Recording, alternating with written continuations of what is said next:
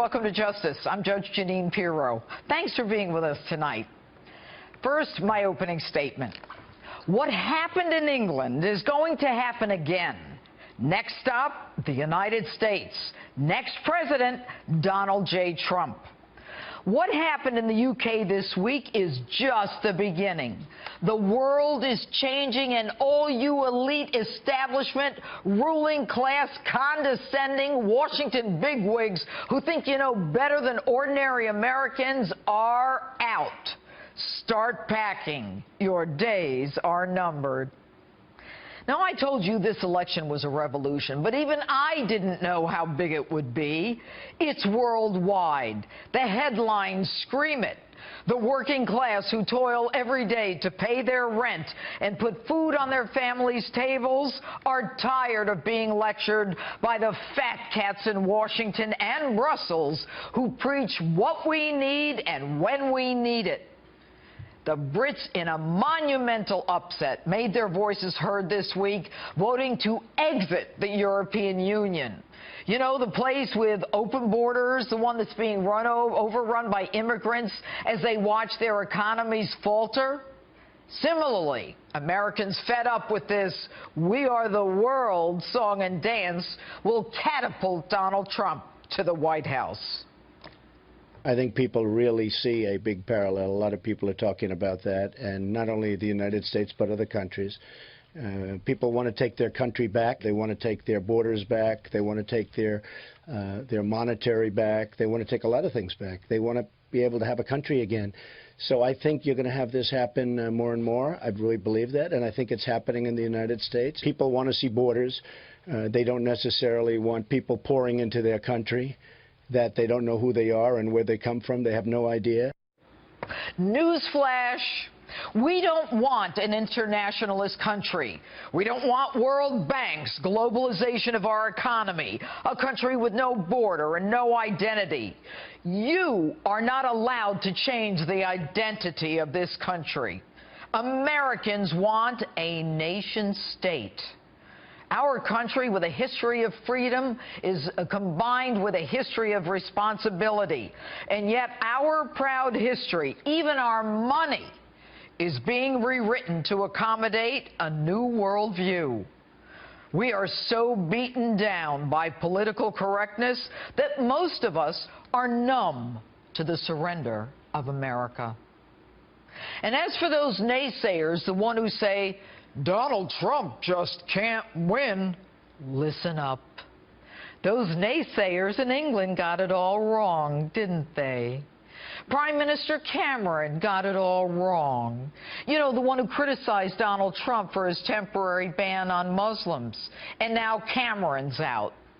Obama, too, got it all wrong, jetting to England as if he were the world's dictator, telling the Brits what's good for them. And while we're at it, Hillary Clinton got it all wrong on just about everything except her bank account.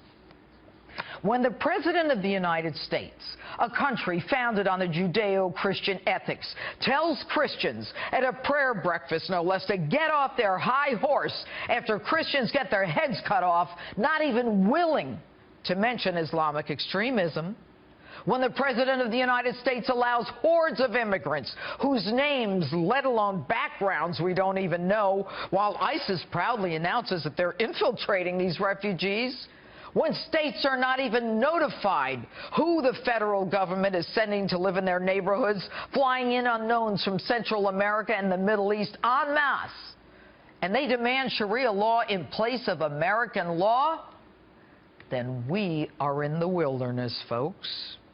And I don't want to hear that Americans need to be more humble, that we need more humility, that my free speech needs to be tamped down so as not to offend another's religion. Nowhere does our Constitution say we cannot say something about another's religion. Nowhere does our Constitution say we cannot say anything that offends others. And by the way, where does it say I can't have a gun? Do not use our Constitution against us while you use the same Constitution to shield those who violate our laws, showering them with all the rights and benefits, but none of the responsibilities.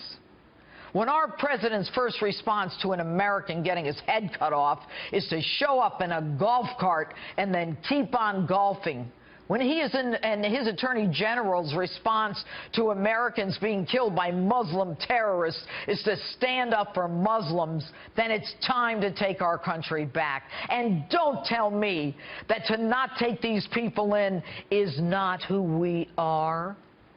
I know who we are. My grandfather was a part of the greatest generation that stormed that beach in Normandy. My dad saw the plume in Nagasaki and later died early because of it. No, you don't preach to me. I know who we are, and I know who I am. I am an unapologetic nationalist. I am an unapologetic American. And that statute of liberty that says, give me your tired and your poor and your huddled masses, we never had a problem taking them in from the beginning. We're the most generous country in the world. As a judge, I've sworn in newly naturalized citizens for years and have never been more proud of immigrants and America. But they do it legally. They have to swear allegiance to America, follow our laws, and they cannot be exempt from arrest because of their illegal status, as they now are in sanctuary cities. Even the Supreme Court had to stop the president who attempted to ban the deportation of 4 million illegals and give them an automatic right to work here.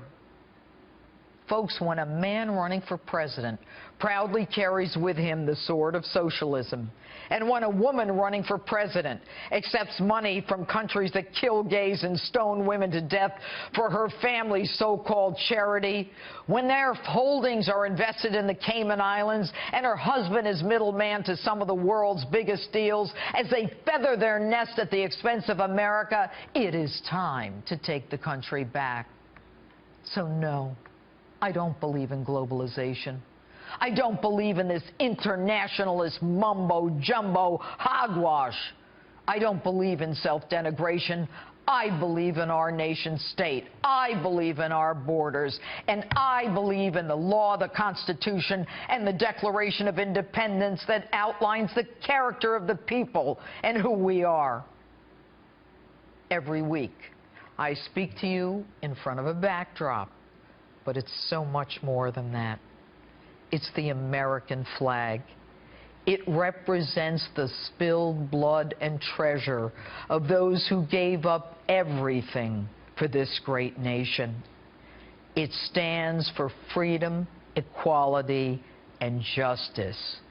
And I'm damn proud of it. And that's my open. Tell me what you think on my Facebook page or Twitter, #Judge Jeanine.